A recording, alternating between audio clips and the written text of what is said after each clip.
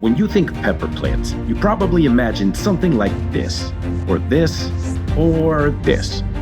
But what about this, or this? Let's go for a little adventure that'll make you rethink what a pepper plant can look like.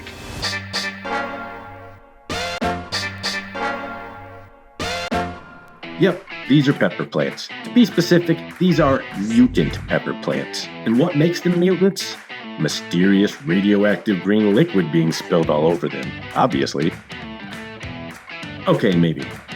What makes these mutant pepper plants is a change in one or more of their genes that tells the pepper plant how to grow. That's right, just like in Jurassic Park, it all comes down to Mr. DNA. Oh, Mr. DNA. Mostly less killer dinosaurs here. Mostly. These plants have a genetic mutation in the genes that control the shape of the leaves and create this unique filiform shape. Spindly and fragile looking, these mutants typically stay fairly small and compact in overall plant size, but they grow quite well in small containers, which is why I like to put them in these smaller pots. The same mutation impacts the genes that form the flowers, which also have a very unique look on these pepper plants. Spindly petals instead of broad flowers like a typical pepper plant. They're just really cool looking. So before we get too nerdy with genetics, let's talk about the history of mutant peppers and how all these cool varieties I'm growing came to be. It all started around 2009 to 2010 in Finland when a chili grower named Bluesman, aka Rauno, got a big batch of candlelight pepper seeds from a fellow chili grower in Finland. He planted those, and one came out looking really strange. He didn't know what to make of it.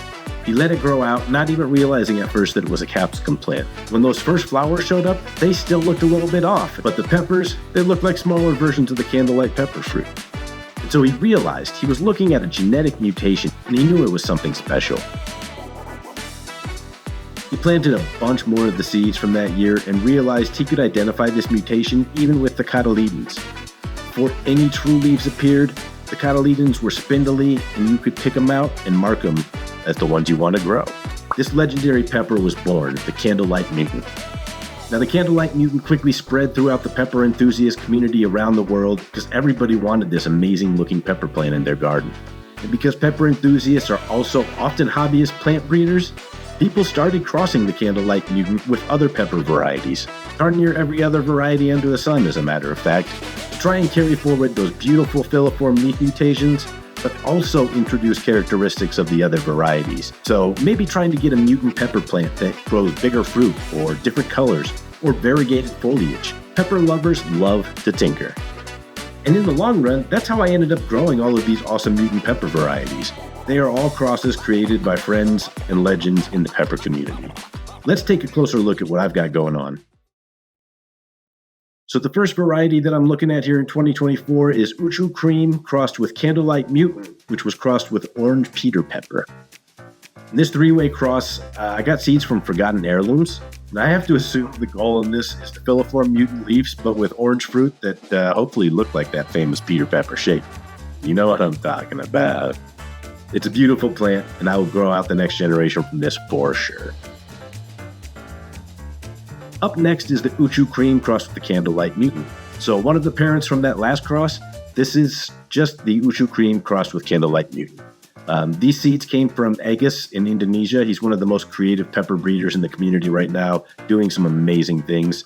So this cross has been used as a parent in a lot of other mutants because it does tend to help the plants get a little bit bigger.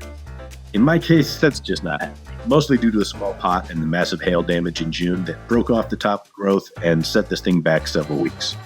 Up next, Blue Christmas crossed with Hot Palette Variegated, which was crossed with Uchu Cream crossed with Candlelight Mutant. What a cross. 4 beautiful parent plants. I don't remember where I got these seeds from off the top of my head, but it was probably Agus or Forgotten Heirlooms. This plant fruited for me this year, and it fruited fast, actually, but most of those were wrecked in the storm. They got damaged, they got busted open, and so they rotted on the plant. Bouncing back, putting on some nice thin pointy peppers you can see here that are decently hot, but they are not all that tasty. Kind of bitter. Another Blue Christmas cross here is the Blue Christmas crossed with Candlelight Mutant. This cross is likely aiming for some of the darker foliage and beautiful kind of violet colored peppers of the Blue Christmas, but so far I'm only seeing peppers that ripen red to green and green foliage. However, something I noticed with this and the other Blue Christmas cross that I'm growing, the leaves tend to be a little bit wider than the other mutant varieties on this one. I really like this leaf shape because when there is some color variation, you'll be able to see it a lot better with a slightly wider leaf, but it still obviously looks nothing like a traditional pepper leaf. Very cool plant. And here we have Black Pearl crossed with Uchu Cream crossed with Candlelight Mutant. So a very cool mutant pepper. Is not yet fruited for me, but I hold out hope. The Black Pearl itself is a gorgeous dark foliage plant that puts on these spicy little dark purple kind of black colored spherical peppers. Previous years growing this cross, I did have some darker foliage, but this is all pretty green this year, so we'll see what happens. I really want to see the fruit shape on this. It did not fruit for me last year either. I want them to be circular. That would be awesome. We'll see. Up next, another Blue Christmas cross. This one crossed with Candlelight Mutant, crossed with Bleeding Raw at White. So this is another beautiful cross from Aegis in Indonesia. The Blue Christmas and the Bleeding Raw at White are both great looking pepper plants, very ornamental. So I was hoping to see something special in foliage, but again, so far, mostly just a nice green. It has good structure, and you can kind of see it was taller before the hail. It broke off the top here, but that's all right. The peppers are decently sized for a mutant, and they have a really nice color. And then the last one we're going to look at in this video is the UFO Fluorescent Variegated crossed with the Candlelight Mutant. And this is a great example of how the genetics on these mutants are not 100% guaranteed when you plant the seeds. I planted several of these seeds, and of what popped up for me, one didn't have the filiform mutation, several did.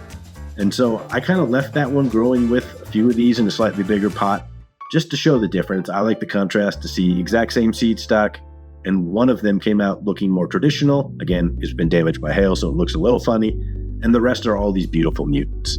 Keep that in mind if you do purchase mutant seeds and you plant just one, you're really rolling the dice. You should plant several, and then look at those cotyledons, those first leaves on the little seedling that sprouts up.